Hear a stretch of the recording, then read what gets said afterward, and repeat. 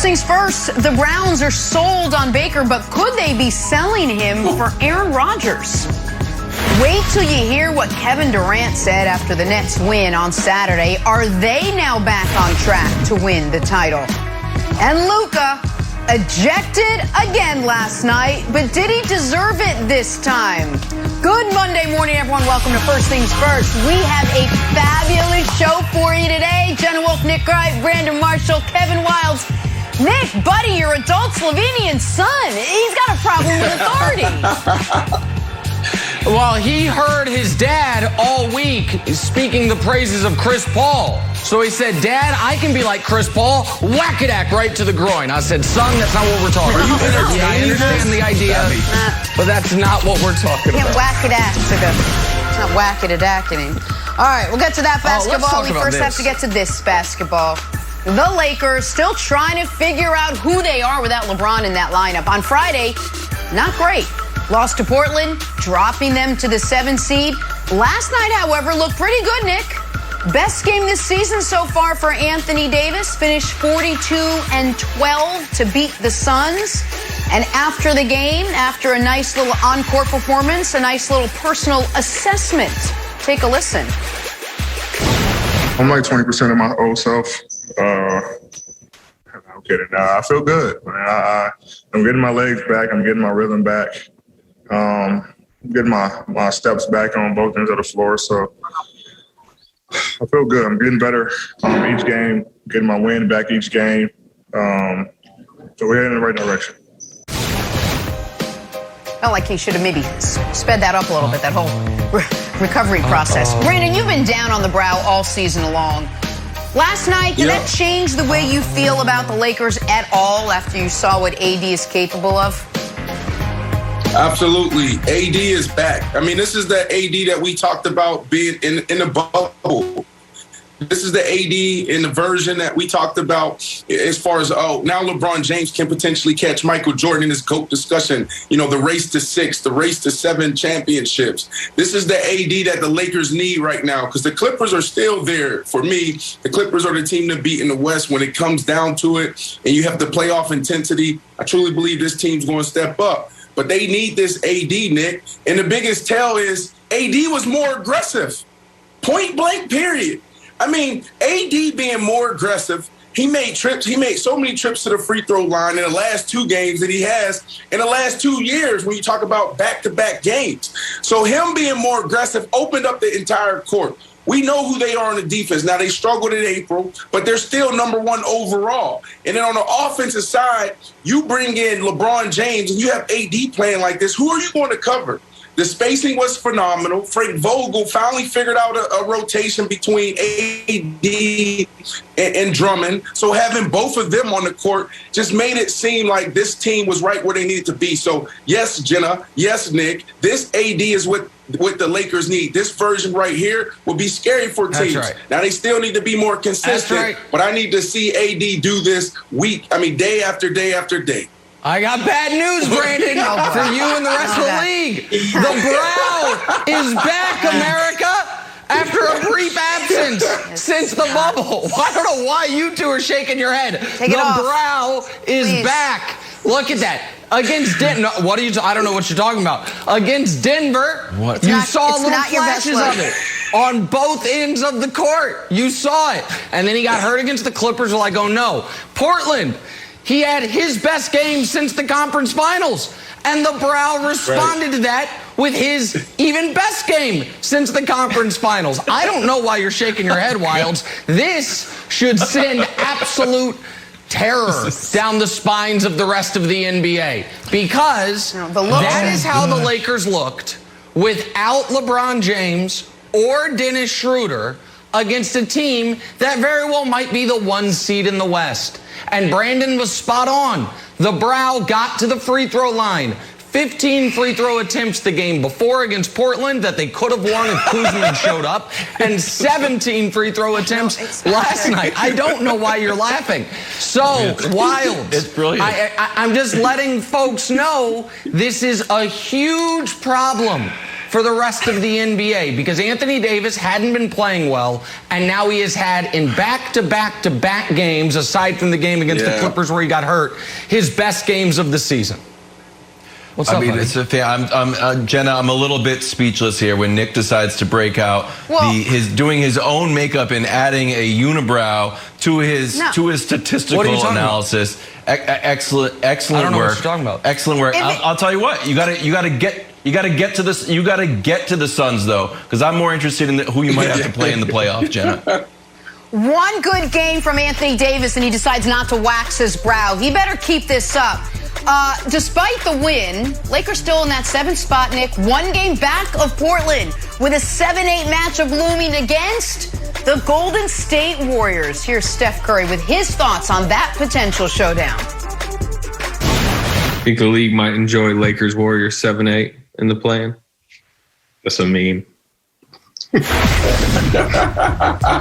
Rendered speechless. Nick, I know you're not worried, but should the Lakers be worried about facing the Dubs in the play-in game? No. Can we be honest about what's about to happen, Wilds, in the final week and a half of the season in the Western Conference? The Lakers have the Knicks on Tuesday and then 3 games that are not losable for them the rest of the way. So the Lakers are likely going to go into the playoffs either on a 5-game winning streak or winners of 4 of 5. We'll see what happens on Tuesday against the Knicks. The rest of the season is going to be teams above the Lakers trying to game out. Are they going to be the 6 or the 7? And how can we avoid playing them? The Lakers are not worried about playing the Warriors. They're not worried about, by the way, it'll probably be the Grizzlies in the 7-8 if you look at their remaining schedules. They are not worried about that. It is the other way. We are asking right now, should the lion be worried about the human it's chasing? No. The human is worried about the lion that's fresh on its tail. That's the situation here. So no, the Lakers shouldn't be scared of playing Steph and the Warriors in potential play-in. The rest of the West, especially after last night, is saying, oh my God, it's going to be last year's playoffs all over again, where none of us can even throw a scare into the Lakers. So no, they shouldn't be scared. Okay.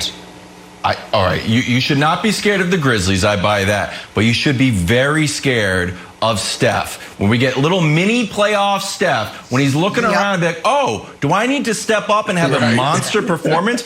Oh, are we having like a George the Iceman Gervin situation where he's chasing Bradley Beal for the scoring title, scores 49 in just a handful of minutes? So I would be very, very excited, and I would be very, very nervous if I was the Lakers and I had to play Steph, who is focused on, look, not only sort of redeeming this season, which I think has still been disappointing, although people have different takes on it. You're still in the play-in game and you're a former, dynasty. But he's done so well this year, Brandon. I think the opportunity for him to face LeBron and put a cherry on the top of sort of their narrative Sunday would be magnificent.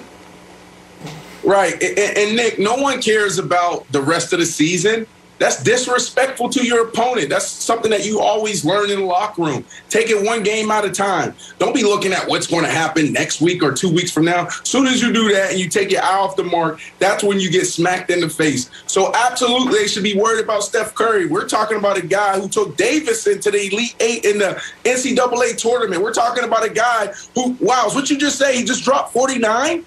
Like, this dude can drop 60 any night. This is one game. Win and you're in. So absolutely, they should be worried because right now they're in a play-in game. I don't care about them playing the Knicks and who they got after that. They need to be worried. Yeah, it sounds good. And we'll see if we end up getting this matchup. And Wilds, I hope we do. And if only we had an idea of what it would look like if Steph Curry, without big brother KD alongside him, had an opportunity to end LeBron's season. Maybe, what if he had 2 opportunities? What if he had 3 opportunities to end LeBron's season without KD there? Could he do it even once? I don't know what would happen in that scenario. Oh, wait, the last time we had an opportunity to see that, LeBron had the greatest 3-game stretch in the history of basketball. Stay present. So no, I don't think it's say it again, Brandon? What'd you say it again? Stay present. We're talking about today. We're talking about today. We're not talking about You were yesterday talking about or tomorrow. Davidson. We're talking about You were today. talking about Davidson. Davidson happened during the Bush administration. So miss me with that. If you can talk about Davidson, I can talk about the 2016 All right, you finals. got me. You And got so, me. no, I think it's the Warriors who would be worried, Jenna, not the Lakers. All right, well, Reference programming point. note, Nick and I will be at that Laker game together, enjoying snacks Tuesday night. Come join us and say hi. But we got to talk some Luka. Oh, snap. Luka ejected last night. How did Nick take the news? First things first. Get your kids, Nick. Get your kids, Nick. Time for a little drawing to blank, guys. DK Metcalf, as we talked about, made his pro track debut yesterday, ran a 10.37 in the 100 meters. Great for an NFL player, not as great for a track star. Finished 15th out of 17th. Here's DK after the race. Just to test my speed up against, world-class athletes like this. Like I said, man, just had the opportunity to come out here and run against these guys was just a blessing. Okay, DK is gigantic, by the way. You know who was impressed? The NFL. Russell Wilson tweeting, quote, amazing, bro. Yeah. Patrick Mahomes had this, 10.36. Crazy, though, at that size. Mad respect. I agree, Patrick. He's huge. And his teammate Tyreek Hill, Mahomes' teammate, maybe the fastest guy in the league, added, that's scary. Sheesh. Brandon, DK's performance was blank. Blazing, Jenna. So DK flew down to South Florida to sit with me back in February, and we had an amazing time. And we talked about a lot of things. And one of the things he talked about was this. And initially, I didn't get it. I was like, I don't know if you should do it. Maybe you should just focus on football. But he ended up convincing me. And I said, you know what? It makes sense. Why not? As long as you're still doing what you need to do for the football season and the offseason, you'll be fine. Let's do it. 10.37 is blazing. And this dude proved me wrong. He proved to me that he can actually compete against the world's fastest men on the biggest stage. 10.37 and only training 3 months? That's impressive, Nick. Wow. This is what I walked away with. If you give this guy a year that really train, he will run a sub 10 flat. Truly believe that. He's big. No. He's locked in. Look at his start. Look at his start. Nick, look at his start. Did you see his start? Did you see him come out of the blocks? He looked like he's been training for 10 years. Like, this was just, oh my goodness. I absolutely loved it. It was blazing. Blazing. While he's bench pressing the other Wild. runners.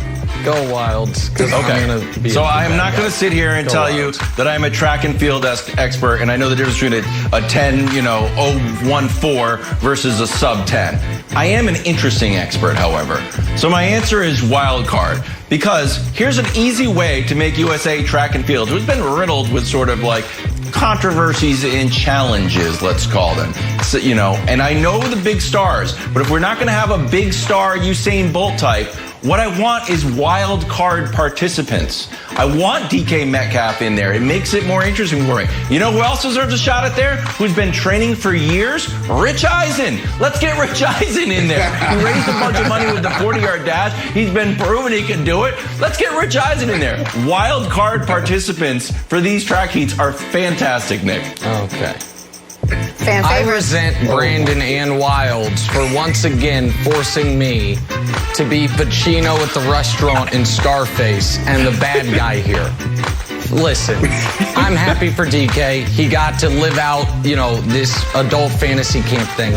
But his time, forget this race. There was a Texas high school meet this weekend that he would have finished 8th in that one. And do you know what that race is called? The boys 100 meters, because they're not men yet. With that said, I did find a race he would have medaled in. The 1980 Olympics.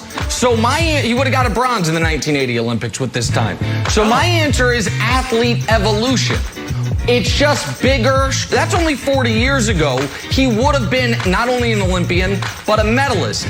And Wilds, if only in one of the sports we had, another example of somebody today just so far outstripping what was considered great in the 80s and 90s. If only we could find in one of the sports we discuss an apples to apples example for what looked amazing in the 80s actually would get dusted today. I can't quite put my finger on what the right example would be, but it just does feel like athletes are getting better as time goes on in the time Tom Brady?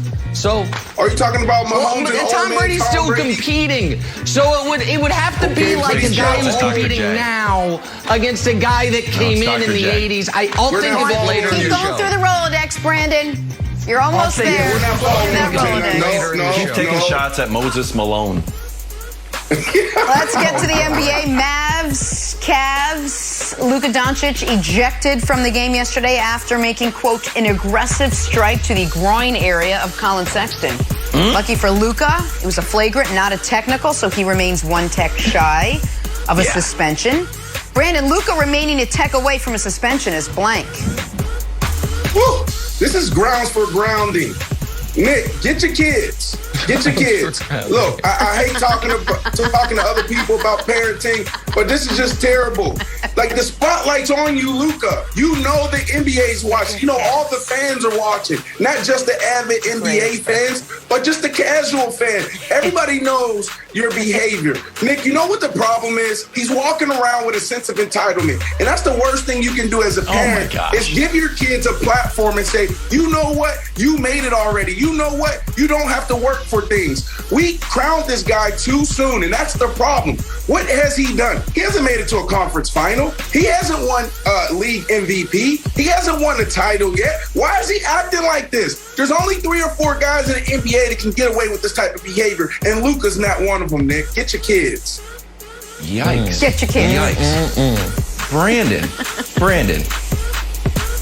There are certain guidelines on this show, and attacking people's family members is out of bounds. Take that back, buddy. We're going to have a post-show meeting like we've never had before. Attack me. Why don't you attack my kids, huh? Hey, here's something, Brandon. My kid missed an open shot yesterday at soccer. Why don't you rip him? Gosh almighty. My goodness, my answer is warranted, Nick. Because here's the thing. A, the text is warranted. B, you're going to get pushed around. You got to retaliate. You can't have Colin Sexton pushing you around. You got to take a shot. Hey, I don't think he actually meant to hit him in the groin, because if you're trying to be tough, unless you're Chris Paul, you don't really take groin shots. Also, he didn't get hit in the groin. Colin Sexton was fine. So I think the whole situation was warranted. The only thing that wasn't warranted is Brandon taking shots at your family members. That's all right. I'm used to it at this point. Don't worry about it. Once Z, Ziggy, and Zoe get to 12 years old, I'm coming straight for their heads. Right now, they're way too young. All right. But my answer is incredibly savvy.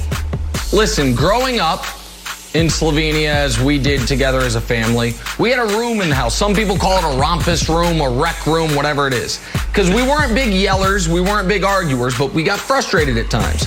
And in that room, you could go there, you could throw things, you could punch a wall, you get your frustration out. Luka was so frustrated in this game because he knew he was being unfairly officiated. He said, I'm going to get a technical. I'm not going to be able to control myself. I'm going to get a technical, and then I'm going to be suspended for a game we actually could lose. So what does he do? He gets himself thrown out.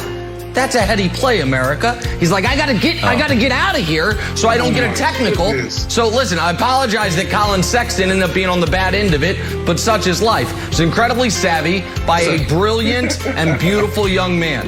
That's the answer, Jenna. Oh my goodness. The answer is get your kids.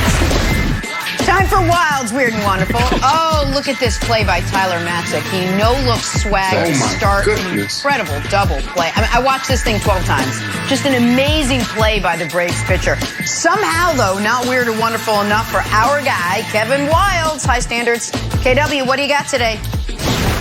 Oh, moving on with our friend Vlad Jr. His father played in the big leagues. Guess what? I'm a father who coaches baseball. Sometimes I also don't use my glove. Problem is, this looked cool, my kids actually get mad at me. Like, use the glove, Dad. It's kind of insulting when you just catch my throws barehanded. And moving on to the weird. Shout out to Tim Anderson here. You know, this is just calls timeout. Tim Anderson takes a shot at it anyways. Like, you know what? Let me try to get a highlight here. Great job, Tim. Calls timeout. Good shot, Tim. So, great job, Tim Anderson. You win the Weird Award. And that's the weird and the wonderful. Look at him. It's a great jumping shot.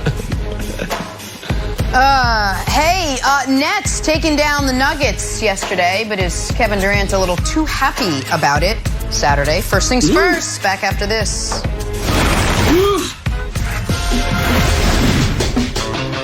Back here talking the Nets of Brooklyn. They face the Nuggets of Denver on Saturday. Nets trying to snap a 4-game skid. You know what doesn't help when you've lost 4 in a row? Falling behind 21 points. You know what does help? Coming all the way back. 31 from Kyrie, 33 from KD. Guys played lights out down the stretch. Durant will go on to say after the game, that second half was who we are. Nets won, snapping the skid. We are now joined by Antoine Walker. Antoine, is KD right that second half was who they really are? Well, I think that's a bit much to say that after one game. But I know as a player, and Brandon knows this too, you look for signature wins throughout a season that helps build confidence. And they went against a very good Denver team that's out west, and to come back from 21 to win. I think more importantly in that game, if you really look at it, I think Blake Griffin being efficient offensively should have been the shining thing. You know, Blake Griffin goes 8 for 10, makes 4 threes, plays well for them. I think that's one thing you can take out of that game. Coming back with 21, though, and a season where you're not playing very well, in the stretch where you're not playing, they obviously had a great season. In the stretch you're not playing well, they're 5-5 in their last 10. So I think that's what Kevin's looking at after losing a couple games. And then they lost to Milwaukee twice. So teams that are quality, so anytime you get a quality win against a good team, you try to look at and build on that as they go into the playoffs. But I wouldn't take it as that's the Brooklyn Nets team. Yeah. Obviously, offensively, we saw flashes of how they can be. It was a very efficient offensive game for them, and that's something that we've seen consistently throughout the season. I think that for them to get stops and to be able to come back from 21, well, maybe they're kind of holding their hat on that. But KD right now, especially without James Harden, you're just looking for anything and any type of momentum to carry you into the playoffs. So this was a good start, beating a good Denver team on the road. All right, so I've got good news and bad news for Nets fans. The good news and what should bring you joy is this game. I was in Vegas this weekend, and this game brought me immense pain and close to financial ruin. I had a beautiful bet of the Warriors minus 15.5, the over in this game, and Denver on the money line, all parlayed together in a beautiful bet. And at halftime of the games, it looked beautiful, Wilds. The Warriors are up 1,000 on OKC. This game's firing to the over, and the Nuggets are in firm control. And the Nuggets then blew it, and that sent me on a tilt-a-whirl for the next 6 hours in Las Vegas through the blackjack pits and the craps tables, and it was just disaster. So Nets fans, I'm sure you should be happy your team brought me pain. But here's why it's actually bad news, Wilds. The Nets don't need more confidence. They need less. And another story for the weekend that I think is very apropos. I was there for my sister-in-law's birthday with my wife, my sister-in-law, and a bunch of their friends. And someone who will remain nameless the whole weekend, or the very beginning of the trip, I should say, was talking about how she got to the airport at the perfect time. She got there like as the doors were closing and got on the plane. And she was kind of like lecturing us, like, you guys all get to the airport too early. I got a system. This always works. And Wilds, guess what happened on her flight back from Vegas? You just take a wild guess. You don't know her, but just give it a guess. She missed her flight because she got a little too comfortable, a little too confident. And the Nets thinking, oh, we're fine. We've lost 4 in a row and we're down 20 at halftime, and the Nuggets are on pace to score 150. And look, we won. That is going to bite them. You know what would have been good for them? Getting blown out in this game for their 5th straight loss and a real. One.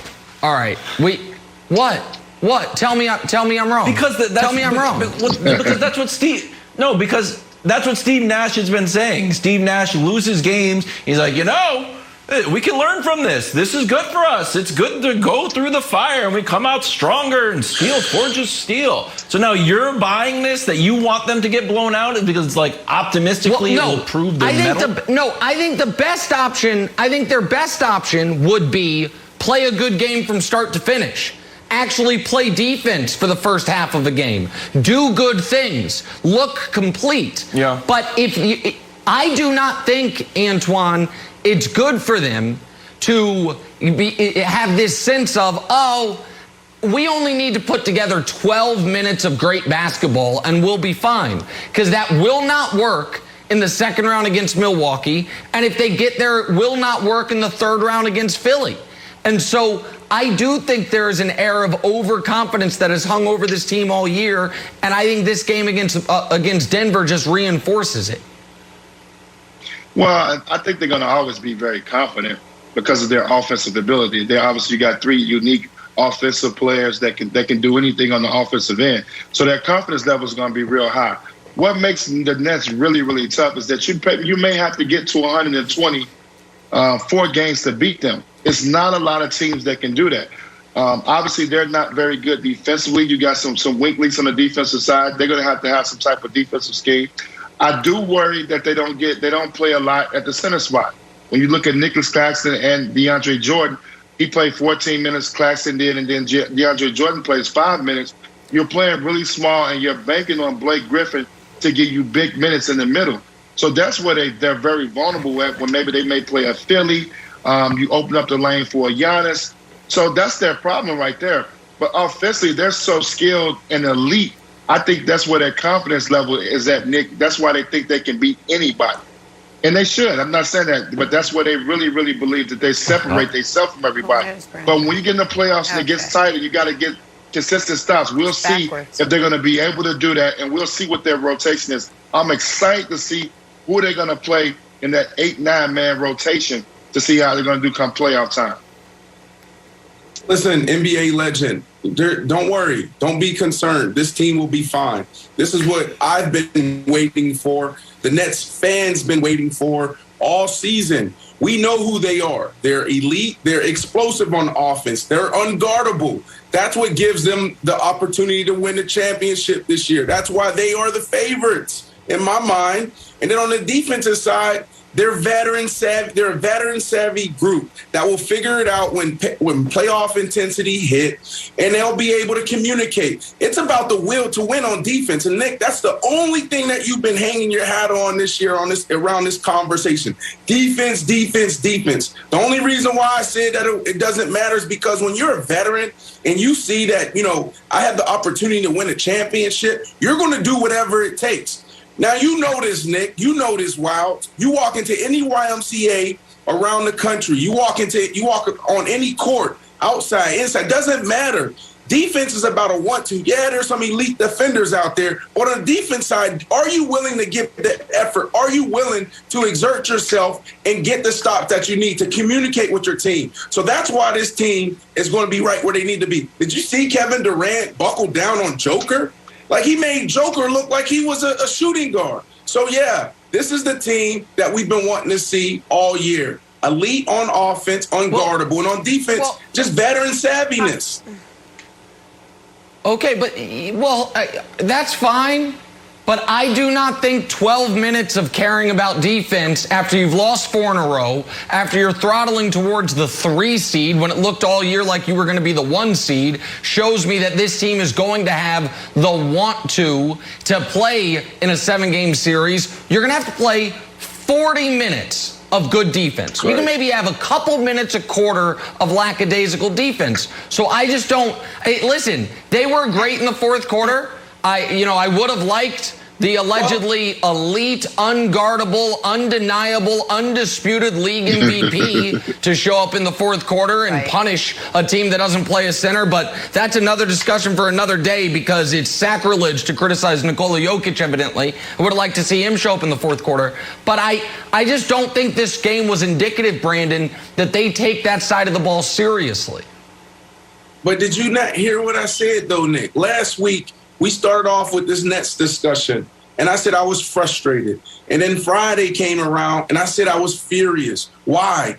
Because these guys in the biggest moment of the season didn't step up and act like it was the playoffs. Go back to the Bucks little mini-series. They played the Bucks 2 games in a row. And what happened? We didn't see those guys buckle down like they needed to. We didn't see those guys buckle down like they did against Denver. They were supposed to then. Right. When you're a veteran, you are going to understand when you need to step up and you got to do a little bit more. That's why they keep talking about playoff intensity. That's why they keep talking about the pace of the game changes when you go to the playoffs. And that's what this team did last night. To see KD guard Joker the way he did and play on both ends of the court was phenomenal. And they told me that this team had those conversations in the locker room saying, now is the time for us to buckle down, get it done. Just imagine where they're going to be when James Harden comes back. Well, no one knows. I'm interested in seeing it. Antoine, real quick, the next 4 games, Bulls, Spurs, Bulls, Cavs. Do you think that Steve Nash is going to be totally preparing for the playoffs here and trying to experiment with a few things now that you have these teams aren't fantastic? Like, what do you think Steve Nash's and their plan should be again with these next 4 games? Are you trying out things, or it's just like, no, let's get into playoff mode and play 100% and win these games and take momentum into the playoffs? Well, I think Nick alluded to it. They got to decide whether they want to be a 2 seed or a 3 seed, which one they feel comfortable at. And if it may mean them having to win out and play their rosters to the full max and get to regular rotations. Yep. If not, it depends. So it's all about seeding for them and where they feel comfortable with right now. So I don't think they worry about that. I think they got to figure out whether they want to be a 2 seed or a 3 seed. That's it. All right, well, while they're figuring out in the postseason what they're going to do on defense, they still have to figure out how those 3 are going to play together, which we really haven't even seen. So it's both sides of the ball. Nick's got some medals to hand out. Bradley Beal dropping 50 on Saturday to beat the Pacers. Great weekend in the NBA. Somehow Beal missing out on a Knicks list. Nick, who did it better? There were 4 gold medal worthy performances this weekend. Sorry, Bradley Beal, you're the odd man out. Bronze medal, AD, the Brow. His best game since the bubble last year. 42, 12, 5, 3, and 3 for AD. Only good enough for a bronze this weekend. Could have been a gold. Silver medal, incandescent Stephen Curry. 49 points through 3 quarters. This would have been good enough for a gold almost any other day of the year. But the gold medal has to go to Russ. Russ with 33, 19, and 15. The game-saving block in overtime. And tying what seemed like an unbreakable record for 40 years. Oscar Robertson's career triple-double mark. That's what put it over the top. Russ will break that record in his next game because he gets a triple-double every single game he plays this month. So there it is. He gets your gold. A absolutely brilliant performance by a handful of guys this weekend. That's how the medal stand shakes out, Brandon. So, Nick, we talked about the Nets on this show 77 times since the season has started. 76 times you have talked about their defense. So I felt like the way they played defense this weekend was worthy of them getting the gold. So I felt like this was an opportunity for you to show your appreciation for the Nets playing defense finally. Well, I thought that this weekend they allowed 104 points through 3 quarters, and the defense was terrible until the very end of the game. So we just disagree entirely on what we saw. So just the opposite. They didn't get a medal. So it's just kind of the opposite of what you saw. Kevin Wildes, who just missed the cut. Oh, he didn't get the gold, but he got the goldfish. Fantastic. Big box of goldfish from Boban. His 9th 3 of the career. Got to guard him out there. Got to guard him. Get out there. Get out there, fellas. That's why the Cavs are no good. Got to get out there and guard Boban, America's favorite goldfish salesman. As of 8:15 this morning, Aaron Rodgers still a Packer. May remain that way or may end up elsewhere. One team you won't find him playing for next season, the Cleveland Browns. Insider Mary Kay Cabot reporting Cleveland not interested in trading for future MVP Aaron Rodgers, a future Hall of Famer Aaron Rodgers. Ecstatic with where Baker is right now. Quote, happy he has turned the corner. But Nick, would Baker for Rodgers make sense for both teams when you really think about it? Oh, Jenna, what a great question. Listen, sometimes trades in the NFL are complicated. Do you guys remember when I tried to create a 4-team super trade involving Deshaun Watson, Russell Wilson, Jimmy Garoppolo. I don't even remember what the 4th team was. I think it was the Jets. We had to have draft picks flying from one team to a third team. So it's complicated, right? Sometimes trades are very easy. We'll trade you our quarterback for your quarterback. No draft picks, no future compensation, 1 for 1. And I would argue, for both of these franchises, this makes a ton of sense. If you're the Browns, you have won 1 playoff game in 25 years. You have never been to a Super Bowl.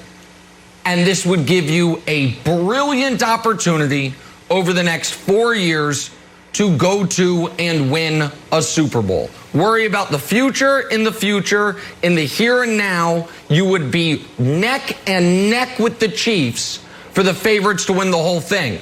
If you're Rodgers, I would argue this would be the best roster you have ever been on. And if you're the Browns, you probably quietly have a little trepidation about giving Baker Mayfield a $40 million a year contract extension, which I think pretty soon is what you're going to have to do. On the flip side, if you're the Packers, this is the absolute best you could possibly do. Former #1 overall pick, coming off his best season of his career, where he won a playoff game, who is about to get a new contract but has not yet gotten one. He is almost 12 years younger than Rodgers. Let you reset the clock on that and get it going with Baker for the next decade. What you hoped Jordan Love could be, Baker Mayfield actually would be. And then you get rid of Jordan Love. So for all those reasons, Brandon, I don't know why you're laughing. I mean, there's how many quarterbacks won a playoff game last year? Because Baker's on that list. Like, damn near won 2. Well, he did. I mean, he did. He won as many playoff games as Lamar. He won as many playoff games the last year, or won only 1 fewer than Josh Allen. Like, I thought he had a great season, thought he played well in the postseason. So for both sides, Brandon, I think this trade would make a ton of sense. Listen, there's a lot of validity behind what you're saying. You know, does Aaron Rodgers wants to be there? You have to figure it out. You have to move on somehow, some way. So there's a lot of validity behind what you're saying. But the reality is there's no trade that makes sense for the Green Bay Packers. Aaron Rodgers is the only reason why you're relevant. That's it. There's no Charles Woodson on the other side giving you 10 interceptions and leading the way. There's nobody on that side. That defense is not the Baltimore Ravens with Ray Lewis. It's not the Pittsburgh Steelers when Joey Porter was there and Troy Polamalu. You just don't have anything over there without Aaron Rodgers that's giving you any type of hope to say, you know what, we can still compete. Baker Mayfield, Nick, I mean, yeah, he had a great year. He came out of the sophomore slump and he played phenomenal, right? But they constructed that offense for him not to make mistakes. Just ask his wide receivers, like, why is Odell so frustrated in Cleveland? You think Odell would be frustrated if he had Aaron Rodgers? So this whole Baker Mayfield going to, Green Bay and Devontae Adams will potentially be happy and he can lead the way for the next decade. I'm just not buying it. I need to see more from Baker Mayfield. I need to see him actually own the offense. Let them open up. I don't want to see running the ball 30 times a game. I don't want to see in the biggest moments, we're sitting back and we're trying to figure out how do we throw a bubble screen or jailbreak screen to try to protect our guy from making a huge mistake. So I'm not buying it, Wilds. Okay. All right. Well, there's a lot of validity in Nick's argument. Just like there's a lot of validity in that Daenerys underused her dragons. Like, you can make a good case for it, and then you have to be like, oh yeah, I'm living in fantasy world. So good argument about fantasy world, but that's not what's happening. In the real world, why? The Browns played this perfectly because Aaron Rodgers is a trap. The trade rumors about Aaron Rodgers are just a way to get your current starting quarterback a little bit upset. Because it's not going to happen. So any answer other than we're not interested is the wrong answer. Like, look, my wife doesn't come down and be like, hey, did you hear Bradley Cooper got divorced? You know what? If he was available, I would leave him for you. What? Why would you say that? It's not happening. It's just going to hurt our relationship. Wow. So the fact that the Browns are not interested in Aaron Rodgers is the smart move. Are they really? I don't know. But certainly it's the right thing to say. There's no reason to alienate Baker Mayfield coming off the best year of his career, Brandon. Wow, I just had a flashback. I was beefing with the Chicago Bears. I wanted a new contract. I ended up getting a new contract, a little extension. But it got real, and it got real quick. I was walking through the O'Hara, the Chicago airport. What is it, O'Hara?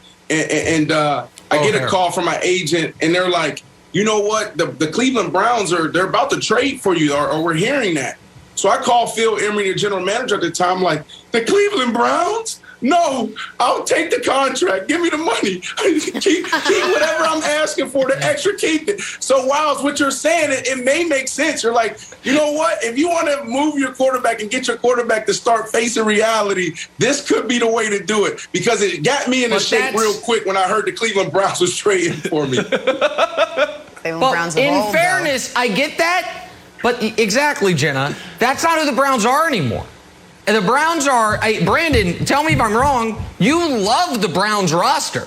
Your biggest question mark about them is their quarterback. If this trade happened, I think, I'm not putting words in your mouth, but if this trade were to happen, I think you'd probably pick the Browns to win the Super Bowl, or at least be on the very short list of best contenders. Right, all of it. Did you see the video what they did in the draft, all last week? He's almost 100% healthy. And I'll add something else to it. Going from lifestyle-wise, Chicago to Cleveland ain't great. But going from Green Bay to literally almost any American city, it's like, hey, this ain't that bad. Oh, like, hey, they've got a Ruby Tuesdays here. You had to drive 40 minutes to find one of those in Green Bay. What, Wilds? Am I wrong? Show me the lie. It's charming. It's nice. Cleveland rocks. That's why. Cleveland rocks. Okay, draft. Listen. It's fun. It's the old Joe Kim Noah. Like the old Joe Kim Noah, Brandon, question of, have you ever heard anyone saying I'm going on vacation in Cleveland? Yeah. The answer is yes. Right. People from Green Bay. They're like, oh man, guess what about Cleveland this year? But aside from that, and so it's a little different than coming from Chicago. Go ahead, Brandon. It's true. Wow. But here's the problem with this whole discussion, Jenna, is that the Cleveland Browns are saying we're not interested. That's the problem. I mean, they haven't won a Super Bowl. I mean, back in the day when Jim Brown was there, they won some championships, but they haven't won a Super Bowl. For them to come out and say, you know what, we're not interested. We're ecstatic about Baker Mayfield, and we felt like halfway through the year, last year, he took a turn for the better. So this makes no sense to me.